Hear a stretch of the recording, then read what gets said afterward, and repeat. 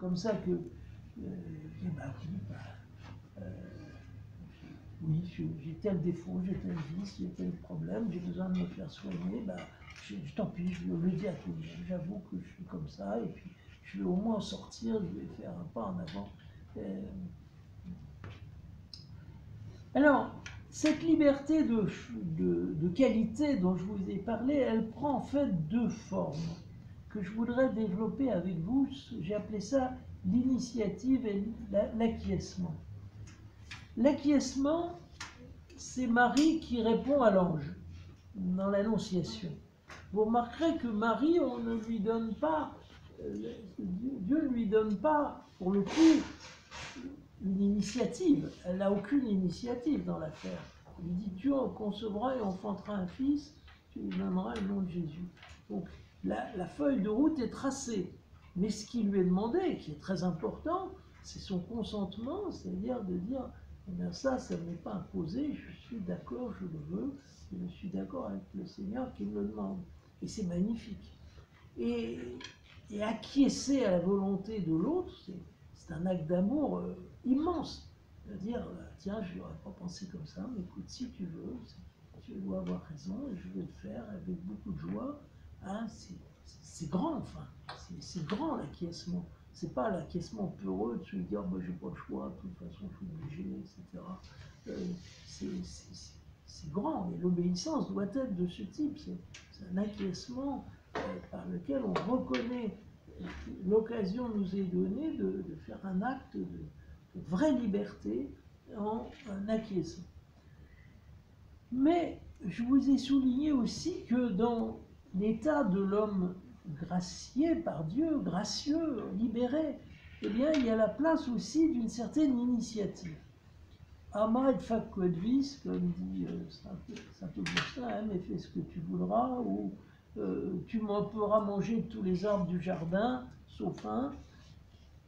Donc, Dieu se plaît aussi, en d'autres cas, à ouvrir un champ à notre liberté, sans nous tracer apparemment de voies tout à fait claires, mais en comptant sur notre discernement, sur notre fidélité, sur notre compréhension de ces voies, et c'est aussi magnifique, enfin, ce fait qu'il puisse y avoir, c'est dans l'amitié divine, qui laisse ce petit bonhomme ou cette petite bonne femme prendre des initiatives, faire des choix, dire tiens, je pense que ça serait bien que j'aide telle personne ou que je participe à telle rencontre, etc. Ben voilà, hein, cette capacité d'initiative que Dieu nous donne. Hein, alors, ça ne nous interdit pas de demander conseil, de poser des questions, mais dans la prière et dans la capacité que nous avons de faire fructifier les dons que Dieu nous a fait. Remarquez que dans la parabole des talents, les gens qui ont reçu un don, Dieu leur a donné, enfin le maître de maison leur a donné aucune consigne. Il n'a pas dit ce qu'ils avaient à faire de ce talent. Il n'a rien dit. Hein, seulement il y en a un qui bêtement le met en terre et les autres disent tiens, mais mon maître sera content de voir que ça a servi, je le mets là-bas. C'est typique de cette liberté d'initiative qui nous est laissée. Alors je termine par la conscience. Alors j'engrange pas mal de choses qui ont déjà été dites, hein, c'est-à-dire que notre conscience, c'est la trace en nous de notre vocation au bien. Dieu nous a fait pour le bien, le vrai et le beau, et il y a une trace en nous de cela. Tant que nous ne l'avons pas étouffée, parce qu'on peut jusqu'à un certain point étouffer sa conscience, eh bien, sont là pour nous dire fais pas ça, va pas dans ce sens-là. Elle n'est pas le fruit de l'éducation. Peut-être que l'éducation peut y contribuer.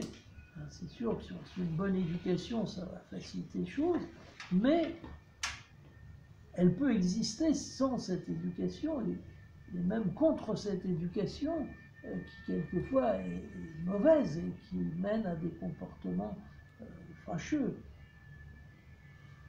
Ce n'est pas non plus le surmoi de Freud, c'est-à-dire une espèce d'intériorisation des interdits sociaux qui pèse comme un couvercle sur la marmite et qui m'empêche d'être moi-même, enfin du moins que j'essaie de contourner par toutes sortes, toute la stratégie du désir qui dans le rêve ou dans autre chose se donne libre cours parce qu'elle n'arrive pas à franchir la barrière du surmoi. Donc la conscience, c'est cette étincelle comme disait Jérôme, l'étincelle de l'âme, c'est assez beau comme formule. Pourtant, elle n'est pas un guide infaillible. Alors, j'en demande bien pardon à saint Thomas d'Aquin parce que elle n'est pas infaillible en ce sens que saint Paul lui-même nous dit « Ma conscience ne me reproche rien, mais je n'en suis pas justifié pour autant. » Bon, c'est vrai que notre conscience peut se tromper, elle peut être...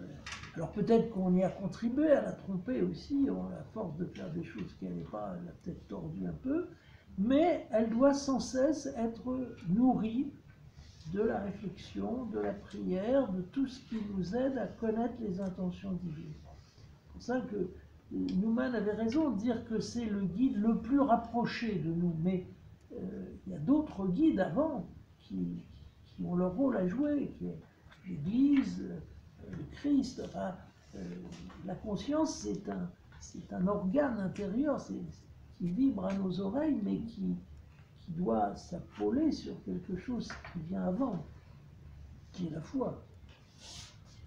Conclusion. Donc, admirons cette façon dont le Seigneur a voulu nous doter de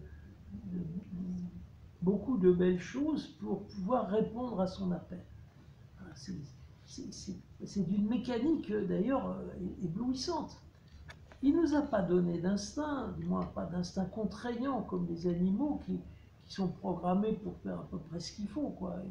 Ils se reproduisent, ils mangent, ils se défendent, enfin, ils ont été faits pour ça, ils le font généralement, ils font que ça mais ça marche en gros. Tandis que nous avons été déprogrammés en quelque sorte de l'instinct pour pouvoir être disponibles à Dieu et pouvoir faire œuvre de liberté. Donc nous avons à répondre à un appel et pour ça Dieu nous a donné une intelligence et une volonté qui, si nous le prenons bien, consonne avec l'appel de Dieu sur nous. Hugues, j'ai parlé. Et je me livre à vos questions.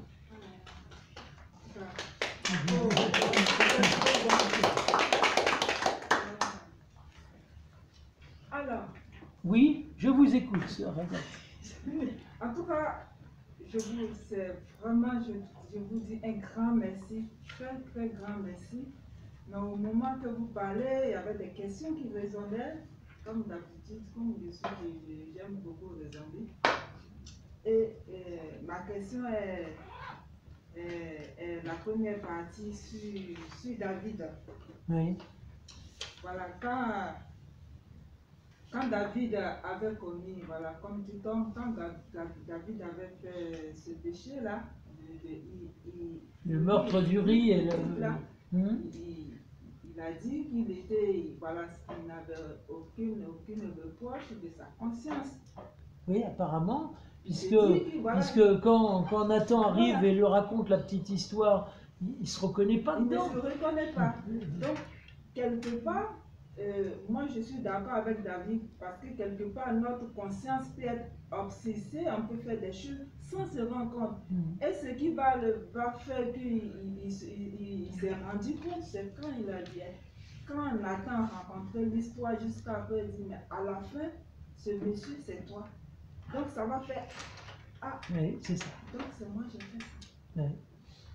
Donc par moment on n'est pas trop conscience de ce que il y a une inconscience des actes qu'on fait. Oui. Maintenant, ma deuxième question, je ne sais pas si c'est une question, je me suis dit, mais Dieu, il a tellement bien créé l'homme. Il a tellement bien créé l'homme Et je me suis dit, Dieu, il a créé l'homme, il a mis le bien. Oui. Et je me dis, je raisonne à moi-même, je dis, mais l'homme ne peut pas vivre seulement le bien toute sa vie. Donc, pour ajuster, il faut le mal et le bien. Et quand le mal vient, c'est un clin d'œil qui va faire la conscience pour dire, ah, mais tu as fait le mal. Donc, pour moi, je ne dis pas que le mal n'est pas, voilà, je ne dis pas que c'est mal, voilà. Mais pour moi, je me suis dit, pour ajuster les choses et pour me rendre compte que ce que je fais n'est pas bien, il faut que le mal vienne rencontrer. Non, non, non, non, non. Dites pas qu'il y a une nécessité du mal, parce que sinon c'est trop terrible, vous vous rendez compte. Le mal ne nous apporte rien, il nous fait reculer, Oui. au contraire. Oui, Mais maintenant qu'il est là, c'est sûr que quelquefois ça va être un révélateur, et quelquefois on va réagir après en se disant non, il ne faut pas faire ça, et donc on fera autrement. Mais Dieu n'a en aucun cas, vous voyez, Non, amené il le n'a mal pas dans voulu son le projet. mal. Il n'a pas voulu le mal, mais je me suis dit, ben, on est des humains, nous sommes dans la condition humaine avec une certaine liberté et le péché originel. Donc c'est inévitable pour moi. Oui, maintenant s'il y a le péché originel, bien sûr, mais antérieurement, en tout cas, il n'y avait rien qui nous portait. Vous voyez, le fait de dire, rien que de dire la liberté, c'est le pouvoir de pécher ou de ne pas pécher, on donne une réalité au péché en disant ça. Or, c'est même pas vrai. Péché, c'est du néant, c'est un vide. Donc, en fait, il n'y a pas, on n'est jamais, malgré Deutéronome 30, mais enfin, on n'est jamais vraiment entre deux voies. Elles ont pas la même. Il y en a une qui a de la réalité et l'autre qui a un mensonge.